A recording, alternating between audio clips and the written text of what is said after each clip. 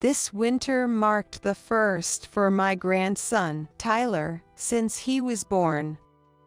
The weather forecast reported a record-breaking cold snap for the day. I wonder if they're okay. The first thing that came to mind was my DIL, Emma, and newborn Tyler. I hope they both haven't fallen ill from the cold.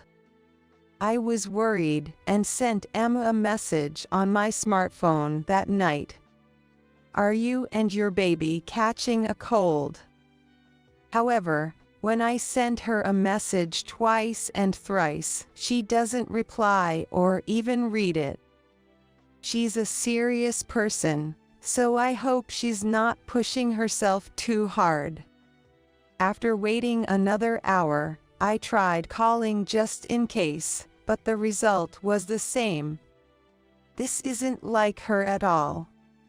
Without a second thought, I threw on a thick jacket and rushed out of my house, driving to the apartment complex where my son's family lived. No response when I rang the doorbell, and imagining Emma collapsed inside, I immediately called the building manager to unlock the door. Inside, it was dark, with only the faint glow of the streetlights seeping in. I groped along the wall, relying on memory to find the light switch. But no matter how many times I flipped it on and off, the lights wouldn't respond.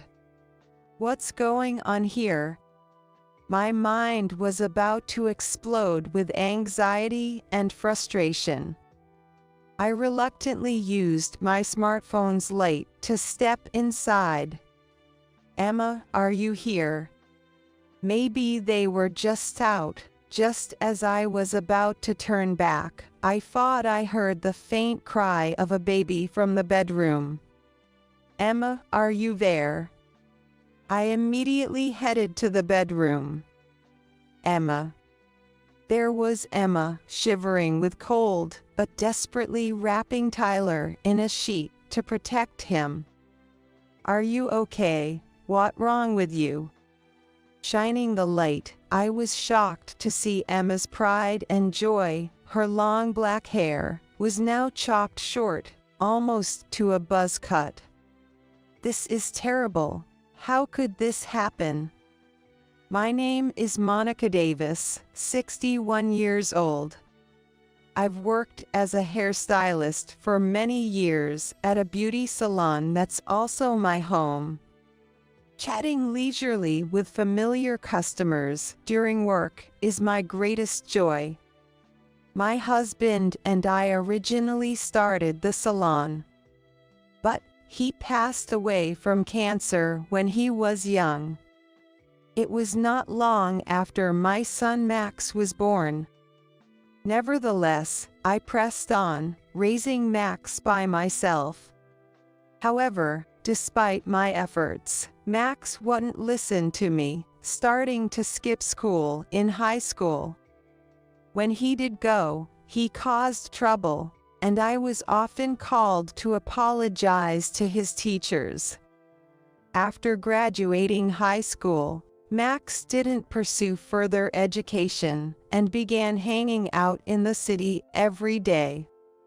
Maybe it was his inferiority complex about not having a father, or perhaps my failure as a mother. Unsure of the answer, I always worried about Max's future. So, when Max suddenly said one day, "I want to be a hairstylist," I was so surprised I pinched my cheek, thinking I was dreaming. What made you think so? Well, hairstylists get all the ladies, right? Max replied with a smirk. Looks like you do end up following in your parents' footsteps. Regardless of the reason, I took it positively that my son showed motivation for his future for the first time. Max smoothly graduated from beauty school and started working as an apprentice in a senior's salon. That's where he met his future wife, Emma, who was also working there. After a relentless pursuit, Max confidently told me, "I've decided to marry her," when introducing Emma to me. Nice to meet you. My name's Emma. I've heard you are also a hairstylist. I'm looking forward to learning from you. Emma was a charming woman with a bright smile, and her long black hair suited her well. "Nice to meet you, too." The moment I saw Emma, I liked her instantly. One day, a year after their marriage, Max started talking about wanting to open his own salon. Though he hadn't been an apprentice for long, Max seemed to have gained a lot of confidence as a hairstylist. Since I've become a hairstylist, I want to open my own salon and prove my skills on my own. To be honest, I was a bit anxious. With years of experience, I knew all too well that this industry isn't kind enough for a newbie to easily start their own business. Yet, I couldn't ignore Max's earnest desire as he spoke of his dream with such serious eyes. "How much do you have for startup funds?" When I asked, Max gave me the deposit amount with a sigh and a slightly troubled expression. Despite the steady income from his apprenticeship, he was spending just as much as he earned. With this pattern, there was no way he could afford to start his own business. Max had squandered most of his earnings on leisure activities. Perhaps I should have advised him to give up then. But I just smiled and said, "Don't worry about the money," indulging my son's whim. Maybe it was my way of making up for the loneliness of growing up without a father. Truth be told, I had never touched the life insurance money left by my late husband. It's for Max, after all. You would forgive me, right? Gazing at the portrait of my late husband, I spoke to him in my heart. A regular customer of mine, who was knowledgeable in real estate, gave me advice. "That place would be perfect." It was a barber shop until half a year ago, but the owner had retired due to old age. The location wasn't bad, and she strongly recommended it for Max's new venture. When it came time for renovations, other regulars said, "Use my husband, he just lazes around at home on his days off, and my son's studying architecture in college and is home for the summer break. He can help out as part of his studies." Thanks to everyone's help, the renovation went smoothly, and we successfully got the approval of the beauty salon, and the opening of the shop was quick. I never thought I could start my own business so quickly. Remember to be grateful to everyone. You couldn't have done it alone. I know, Mom. I'm grateful to you. Then I gave Max a rest of my husband's inheritance. The purchase and renovation costs ended up being much cheaper than expected, so there was more than half of the inheritance left. This is a gift from your dad to you. Use it wisely for the business expenses and don't waste it. Yay, I know. I'm not a kid anymore. Max replied with a forced laugh. Don't worry, Monica. I'll keep a close eye on Max to make sure he doesn't spend it on anything strange. Emma said with a cheerful smile, making me laugh involuntarily. With Emma, a reliable person, helping out, I didn't need to worry about Max anymore. I optimistically decided to watch over their business from a distance. However, I soon realized my optimism was misplaced. Emma would sometimes visit my salon after work to update me, and each time, her expression grew darker. 3 months after Max's salon opened. Max is not putting his heart into his work, and it's becoming a problem. What, Max? Why? He was all excited at the beginning. With my skills, the salon will surely thrive, he said enthusiastically. But after a month, his smile vanished, and he started treating customers coldly. As this continued for 3 months, the salon's reputation worsened through word of mouth, and eventually, customers stopped coming. Hearing Emma's report, I was in disbelief. Max had expressed a desire to own his own shop. Despite his eagerness before the opening, what could have possibly happened in such a short period? It seems Max thought that being skilled as a hairstylist was enough and underestimated the importance of customer service. But running a shop is not that simple. Emma sighed as she said that. Indeed, as Emma pointed out, running a salon isn't as simple as being skilled as a hairstylist. In customer service, the way you treat your clients significantly impacts the business's success or failure. It seems like Max is missing that basic understanding. So, how is Max doing? He seems to be getting more frustrated because we're not getting customers, spending his days drinking. This way, he can't focus on his work, and we're only driving customers further away. For now, I handle the customers when they come in, but if the salon's reputation continues to drop, managing it will get even tougher. Emma looked like she was about to cry, and I felt the same way. Okay, I'll talk to him next time. Thank you.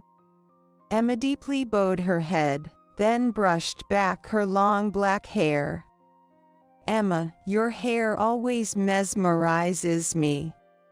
I changed the subject to lighten the somber mood. I have kept my long hair since I was in middle school, Emma said proudly. Since then, is there a special reason? Do you know about hair donation? Emma looked at me earnestly. Hair donation, I remember hearing about it at a hairstylist meeting, but I don't know much about it. Emma's eyes lit up as she answered. It's about making wigs with real hair for children who've lost theirs due to congenital conditions, illness, or accidents. I aim to grow my hair and donate to organizations involved in this activity. Isn't it wonderful to be able to help someone? I once read a magazine feature about an actress who was growing her hair for hair donation, thinking maybe I could do that too. Wow, Emma, you're so young and yet so admirable. I was overwhelmed by Emma's passion, which also deeply moved me. 6 months after marrying Max, Emma got pregnant. She has always been earnest, and she tends to overdo things if I'm not watching. Emma, this is the most crucial time. You mustn't overdo it. I repeatedly warned her, to the point of sounding like a broken record. Each time, Emma would lightly laugh and say, "Don't worry, I'll consult with the baby in my belly and make sure not to overexert myself." But to anyone looking, it didn't seem like she was resting at all. Ultimately, Emma kept working in the salon to support the household until she was nearly due, but Max's behavior had worsened more than ever before. What is he thinking? Every time I received an update from Emma, I felt my inadequacies as a mother. One day, after finishing work early, I went to check on my son and daughter-in-law's salon, just as Max was heading out. "Where are you going?" I am going out to drink. It's not like we're getting any customers today. Without any sign of panic, Max laughed off his situation as if it were a joke. The lack of customers had become the norm for Max, and he no longer showed any effort to improve the situation. "You're going to be a father soon." Even when I tried to admonish him, Max dismissively waved his hand as if shooing away a fly and hopped on his motorcycle. "We're not done talking. Try to put yourself in Emma's shoes for once." Yeah, I'll think about it if I feel like it. With that, Max laughed and sped off on his motorcycle, ignoring my words. Inside the salon, Emma was cleaning the floor. Today, we managed to get just one customer. Emma said with a cheerful smile, though she looked too worn for a pregnant woman. "Are you eating properly? Make sure you're getting enough nutrients." Don't worry, Monica.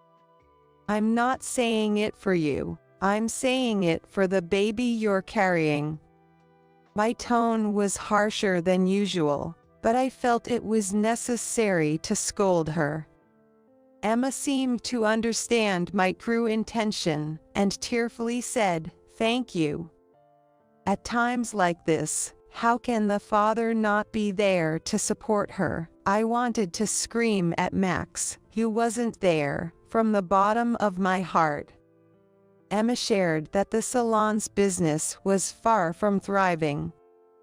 "And Max has been out every night, spending money like water. I shouldn't have given him his father's inheritance." I regretted my decision, albeit too late. Despite her busy schedule, Emma never neglected her hair care. Gently stroking her belly, she said, I want to teach the child I'm carrying the importance of being helpful to others. I wanted to be a support for Emma. In place of my useless son, I decided to visit their apartment to help out with whatever Emma needed. I'm always sorry to trouble you. Don't worry about it. Just focus on the baby in your belly. It was my fault for the way I raised my son. Because of that, Emma was suffering. Perhaps this was my way of atoning, in my own small way. As summer ended, Emma went into labor earlier than expected and was rushed to the hospital. Even then, Max was unreachable, leaving us wondering where he might be wandering off to. I kept sending messages to Max, but no reply came, not even a read receipt. What is he doing at a time like this? Emma's parents had both passed away, leaving me as the only one who could be by her side. Don't worry, Emma, I'm here for you. To Emma, who was facing childbirth with all her might, I offered words of encouragement time and time again. After a long and difficult labor, the vigorous cries of the baby finally reached my ears. It's your baby. Well done, Emma. Tears welled up in my eyes, but Max, who should have been there, never showed up once. Winter came, marking the first for my grandson Tyler since his birth. The weather forecast reported a record-breaking cold snap. No wonder it was too cold to get out of bed.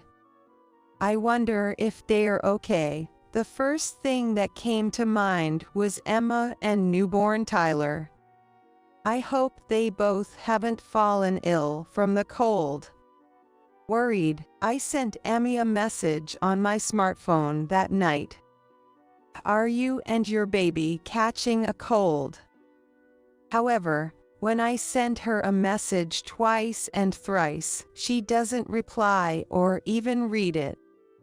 I grew concerned that Emma might be too ill to respond. She's always been so responsible. I hope she's not overdoing it. After waiting another hour, I tried calling just to be sure, but the result was the same. This isn't good. Without a second thought, I put on a thick jacket and rushed out of my house, driving to the apartment complex where my son's family lived. Arriving at the apartment, I was shrouded in darkness. It's not uncommon for families to live overseas from the end of the year into the new year, but I hadn't heard anything about a trip from Emma and Max, and they shouldn't have the financial means for such a trip anyway. No response when I rang the doorbell, and imagining Emma collapsed inside, I immediately called the building manager to unlock the door. I'll wait outside, so please let me know if you find anything. I thanked the manager, stepping into the apartment. The place was dark, with only the faint glow of the street lights seeping in. I remembered there was a light switch right by the entrance. Relying on memory, I groped along the wall to find the switch. But no matter how many times I tried, the lights wouldn't respond. What's going on here? Overwhelmed with anxiety and irritation, I reluctantly used my smartphone's light to venture further inside. Emma, are you there? I called out in the living room, but there was no response. Maybe they were just out. Just as I was about to turn back, I thought I heard the faint sound of a baby from the bedroom. Emma, are you there? I immediately headed towards the bedroom, where I heard the noise. Emma. There was Emma, shivering from the cold, yet desperately wrapping newborn Tyler in a sheet to protect him. What happened? When I shone the light, I was shocked to find that Emma's long black hair, once her pride and joy, was now chopped off, leaving her almost bald. Her eyes were red and swollen from crying. This is terrible. How did this happen? I took off my jacket and draped it over Emma. It's okay now. You don't have to force yourself to talk if it's difficult, but can you tell me what happened? Emma began to speak slowly. After Tyler was born, Max continued his daily escapades unchanged. Eventually, unable to pay the electricity bill, Em reached her limit and finally scolded Max. She wished he would show more awareness as a father. Emma had hoped for that, but her feelings never reached Max.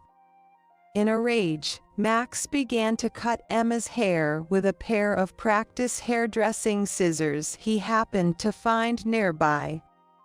Emma initially tried to resist and said, "Stop." But, worried that any further resistance might accidentally harm Tyler, she stopped resisting. Max laughed and said, "Now you can't show your face in public." I was speechless at my son's cruel actions. Why didn't you tell me it had come to this? I'm sorry, Monica. I'm so sorry. Emma started blaming herself again. No, Emma, it's not your fault. I'm not blaming you. The one at fault here is Max. You haven't done anything wrong. Emma must have thought she shouldn't worry me and decided not to tell me anything. I hugged Emma tightly as she sobbed. The cause of all this was my indulgence in raising Max to this point. My heart burned with anger at my own inadequacy and at my son, who could not understand the pain of others. Taking a deep breath, I called Max. Mom, long time no see. What's up all of a sudden? Just wanted to hear your voice after so long. How are things on your end? Are Emma and Tyler doing well? Of course, everyone's doing great. No one's answering at home. Where are you? After a pause, as if he was concocting an excuse, Max's voice halted. Actually, we're in Hawaii, the three of us. We'll be back next week. Oh, Hawaii, that sounds nice. Max confidently lied, thinking I was clueless.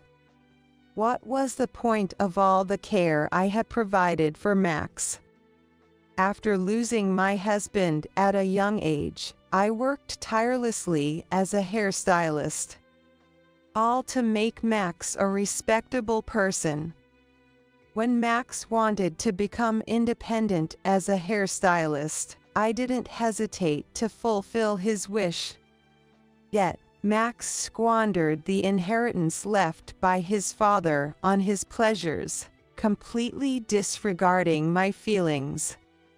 Moreover, to treat his own wife and child with such cruelty was something I could never forgive. My hope for Max turned into disappointment. What do you want for a souvenir? Look forward to it. Anything's fine. So you're coming back next week? Yes, safely, then. Hey, Mom, you sound concerned. Is something wrong, Mom? Max seemed to be saying something more, but I hung up without bothering to listen. After thanking the apartment manager who was waiting outside, I decided to take Emma and Tyler back to my house. Then, I made calls to every place I could think of. A week passed, and Max called my smartphone. He was in a good mood, saying he had just landed at the airport. I'm back. I even bought souvenirs for you, Mom. Max was trying to play the affectionate son now, but my heart wasn't fooled anymore. That's nice, I replied in a flat tone, but Max seemed not to notice anything was off. About an hour later, a taxi stopped in front of the apartment complex. Max, with distinct tan lines from sunglasses around his eyes, indicating a fun trip to Hawaii, began unloading a pile of luggage from the trunk. He took out his keys and headed towards what he thought was his home, expecting the door to open easily. He must have thought the door would open immediately once he inserted and turned the key. However, the key wouldn't fit into the lock, no matter how many times he tried. What the hell is this? What's going on? Max exclaimed in frustration. I approached him from behind and asked with a smile, "Was your trip to Hawaii enjoyable?" Though my heart was boiling with anger. Mom, you're here. Max seemed relieved to see me, misunderstanding my presence. Listen, Mom, I just got back and tried to get into the house, but the key won't fit. It must be some kind of prank by Emma because I went on a trip alone. She's probably mad at me. He wanted to play the victim, blaming everything on Emma. Leaving Emma, who just gave birth, and newborn Tyler behind. What were you doing? I've told you 100 times. I was with my family in Hawaii. Didn't you just say you went on the trip alone? I pointed out his contradiction, leaving Max speechless. How could you lie about going to Hawaii with your family? Emma was left without electricity, shivering in the cold, holding Tyler close to protect him. And to think you cut off Emma's long hair she cherished so much. Doesn't it hurt you as a human being? I admit that was wrong, but right now, I want to get inside. It's freezing here. Max showed no remorse, rubbing his arms exaggeratedly. The cold Emma and Tyler experienced wasn't anything like this. Plus, you no longer have a home here. I've already canceled the apartment lease. It's time you find your own place to live. Cancelled. Why would you do something like that? Max panicked, but the apartment lease was in my name. I decided to take Max to a nearby cafe to talk things over, as we couldn't keep standing outside. Max sipped his coffee silently, probably unable to taste anything. With a pale expression, Max's gaze shifted back and forth between my face and the coffee. Struggling with money to the point you couldn't even pay the electricity bill, and yet you went to Hawaii. That was. Max frowned, eventually starting to explain his selfish reasoning. Right after opening his shop, Max wanted to impress his friends and female clients he picked up at the store, so he spent his late husband's inheritance on leisure activities. Max knew that such spending would quickly deplete even a large inheritance. However, having acquired a taste for the power of money, Max continued to buy gifts for his friends and take them on trips, even going into debt after exhausting the inheritance. Quite generous for a failing business.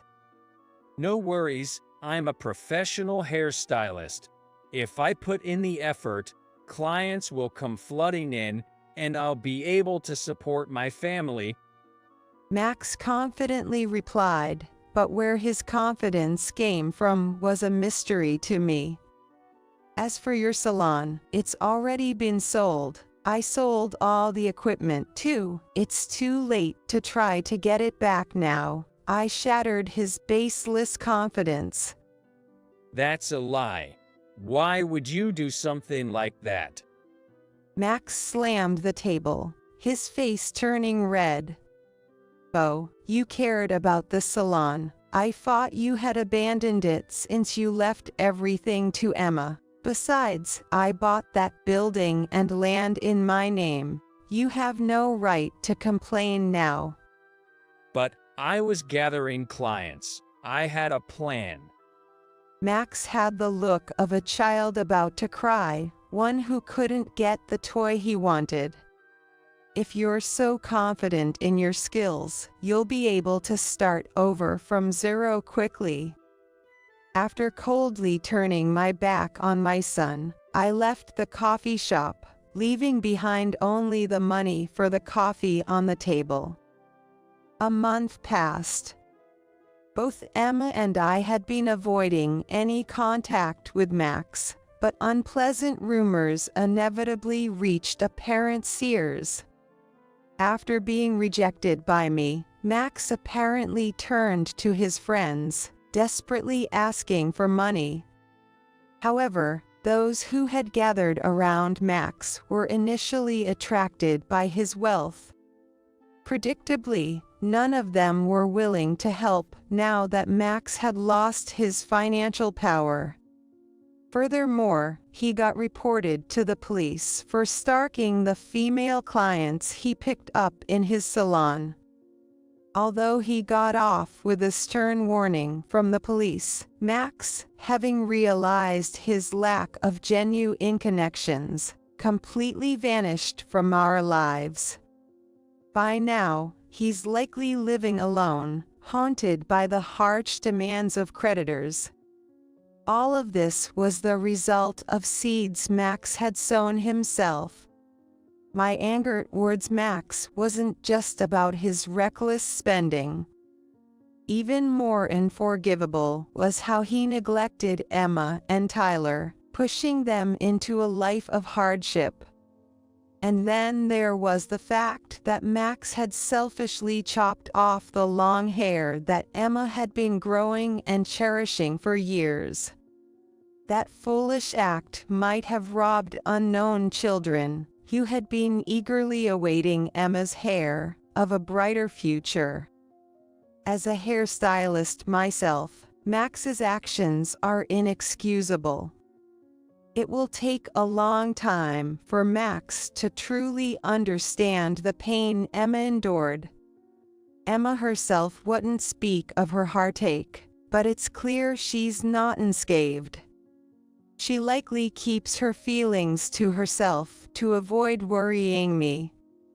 Wanting to do something for her, I reached out through my connections in the beauty industry to have a wig made specifically for Emma. It won't make up for my son's actions, but please use this. Thank you, Monica. Emma said with a smile, but tears were rolling down her cheeks. Using my back pain as an excuse, I asked Emma to help out in my salon. She threw herself into the work, perhaps trying to forget her emotional pain. Hello, Tyler. The regular customer greeted, and Tyler, lying in his cradle, laughed out loud. Now, some customers come just to see Tyler. He's like a little mascot for the salon. Slowly regaining her physical and emotional strength, Emma has started taking steps toward officially divorcing Max. Seeing Emma's smile makes us all feel like we've turned back the clock by 20 years. One of the regulars said it in jest, but there's no denying that Emma and Tyler's presence has brightened up the shop. Drawn by Emma's cheerful atmosphere, many other mothers have become regulars. All right, let's make today a great day too. Come in. Good morning. The salon is filled with smiles again today. In a corner, Tyler is sleeping soundly, breathing softly and looking adorable.